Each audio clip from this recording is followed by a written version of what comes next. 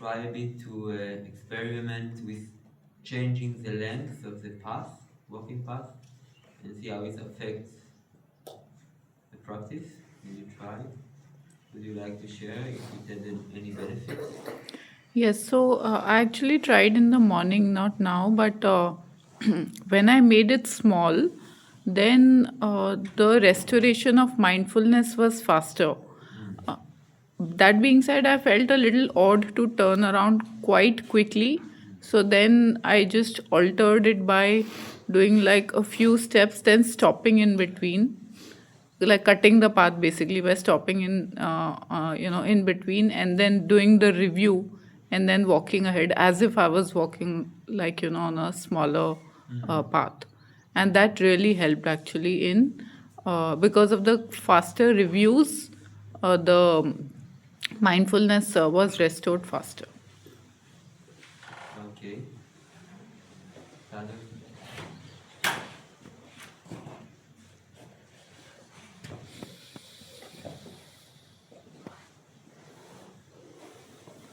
And I find this 4 Idhipad method very effective in doing this practice. I mean, the way I've tried it in the past versus now, I see that's a lot more helpful, to be honest, in the way we are doing it currently. Okay, great.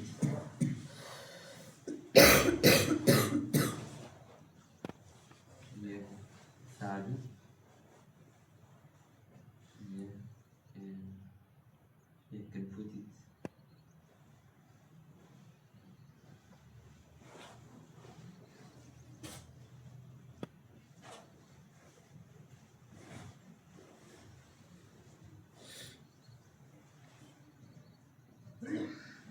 Yeah. Do you anyone feel the benefit of concentration or mindfulness after doing some half an hour walking meditation? Do you see any change in the compared to the beginning of the practice? What is the difference? You get more focus. Uh, Concentration level is high. I don't get distracted. Mm.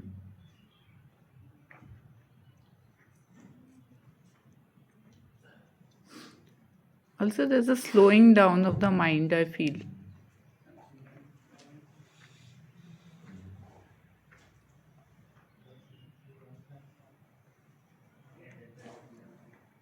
Yeah.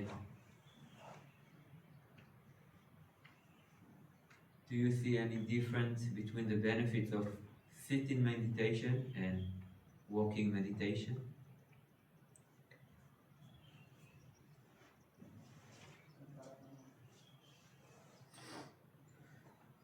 One thing that people sometimes say is that they feel that in walking meditation, because there is more sense impingements and more kind of outside distraction, it requires more kind of determination and kind of taking responsibility in the practice.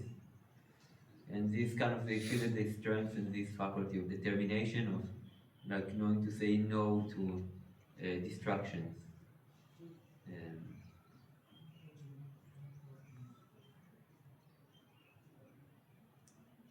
while sitting meditation is very kind of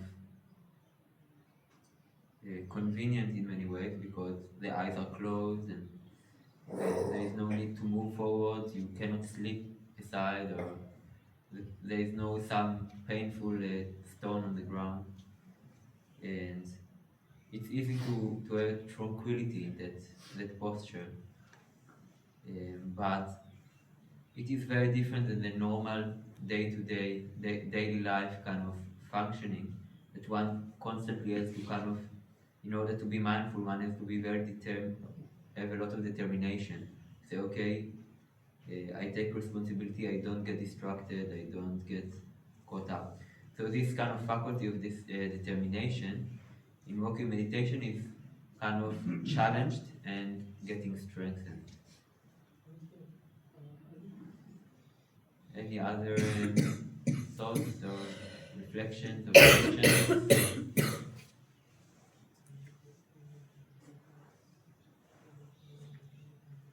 How to intensify this practice so that mind stays There's more mindfulness throughout or for a longer duration of walking meditation.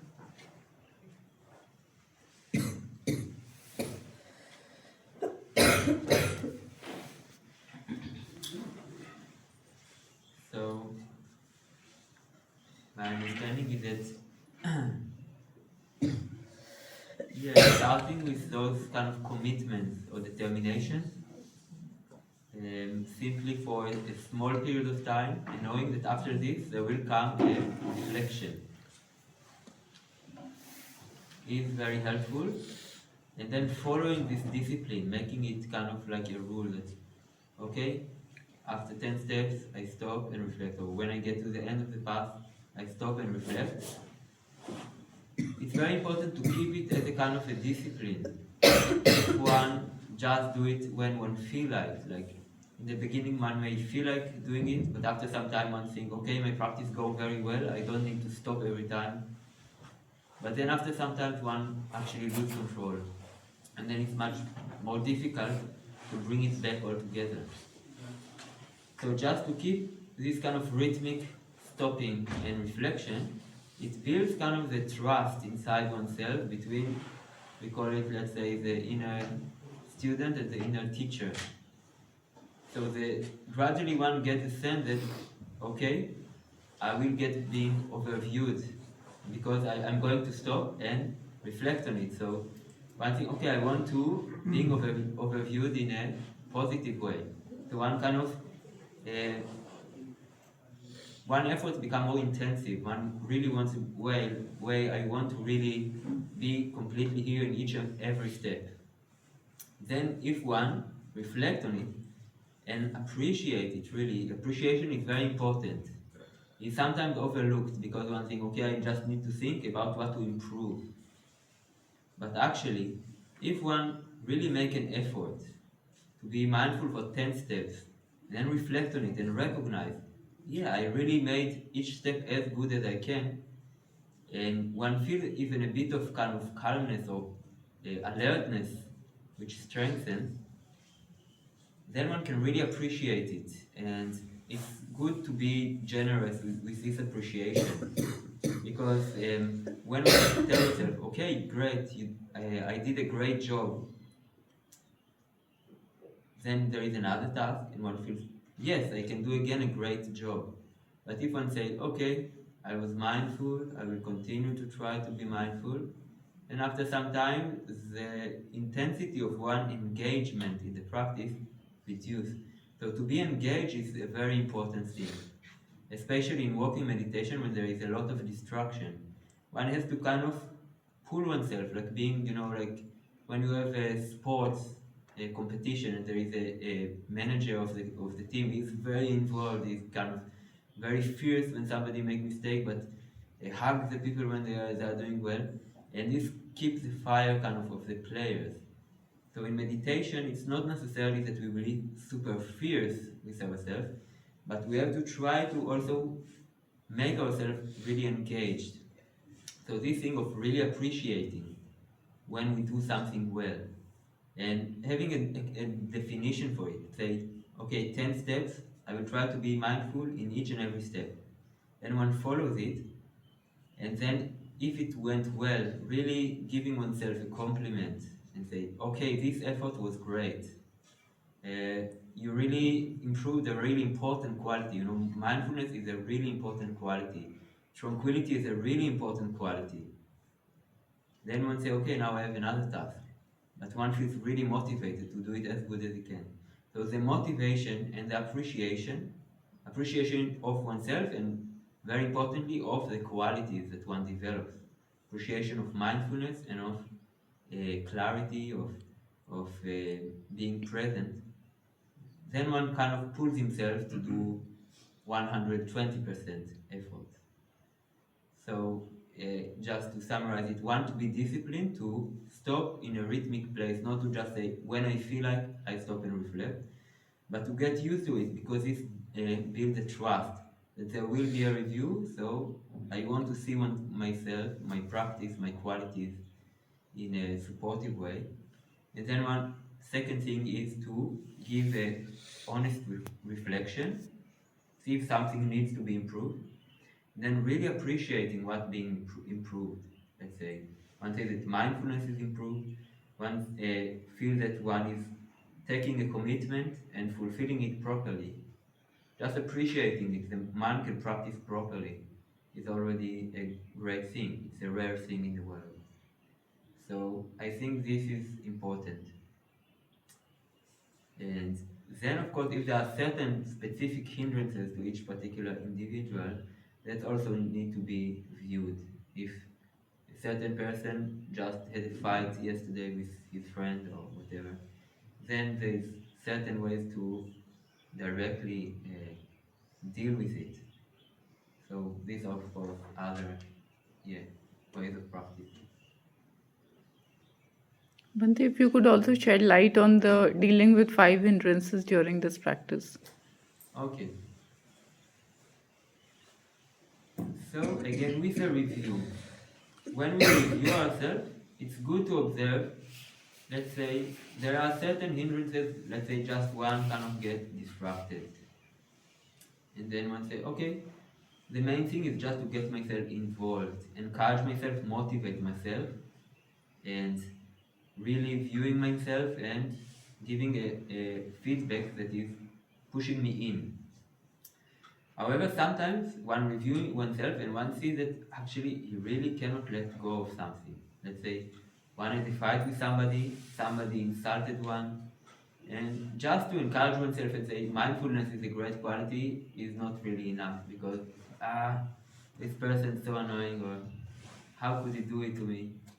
So oneself, then one has to encounter this kind of hindrance particularly. And this may sometimes need a bit of understanding. When there is a strong hindrance, a strong anger, oftentimes there is a lack of understanding of the whole situation. So first of all, one needs to understand that I am in a delusion. Okay, I don't really understand why this happened, but something I'm seeing wrongly, for sure. Maybe the other person also, but first of all, my understanding there is not correct. And then one have to direct oneself often, for example, with anger, to the fact that one has a dukkha. Okay? So instead of just trying to solve a situation, so this is just a particular hindrance. Yeah? The 5 hindrance is a huge subject, but for example, when one is angry, oftentimes instead of focusing on the other person and what was wrong, just bringing the fact that oneself cannot practice. I try to practice and I don't manage to practice. Why is it? Because the other person was wrong? No. Actually, mind can be able to practice. So being able to see that one is wrong is the first step.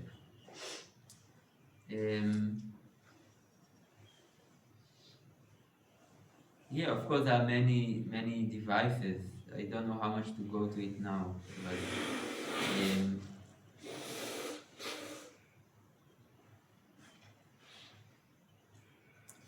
of course, for example, anger, the most known device is to, instead of thinking about that particular difficult person, to direct the mind to a friend or a teacher or benefactor, mother, father, and send some metta for them, in order to establish oneself in kind of a more harmonious state of being, which helps, and then determine to put aside for some time the anger. After one is kind of more in an established way, then one can investigate better the whole condition. But first one has to kind of take away for this sickness kind of state of being completely irritated, and establish oneself in a harmonious state of being, thinking of parents, of gratitude, for example, in generating metta.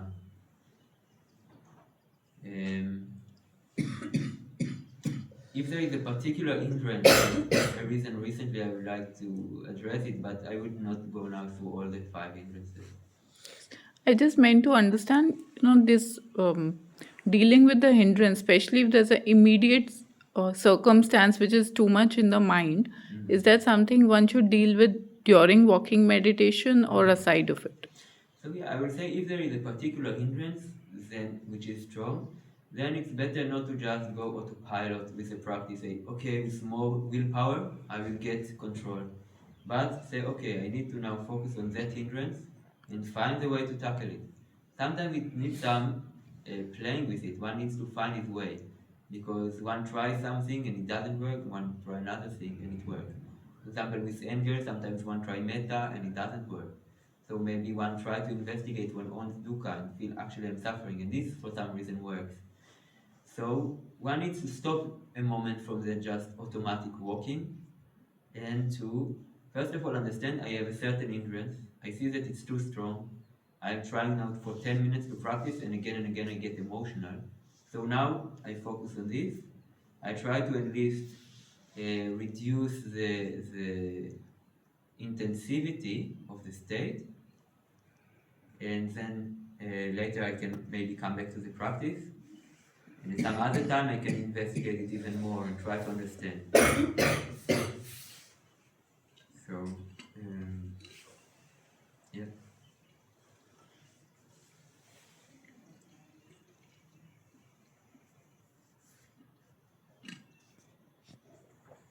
The people have a certain tendency or certain hindrance, which is a repeated theme. So it's not just because yesterday there was a fight with a certain person.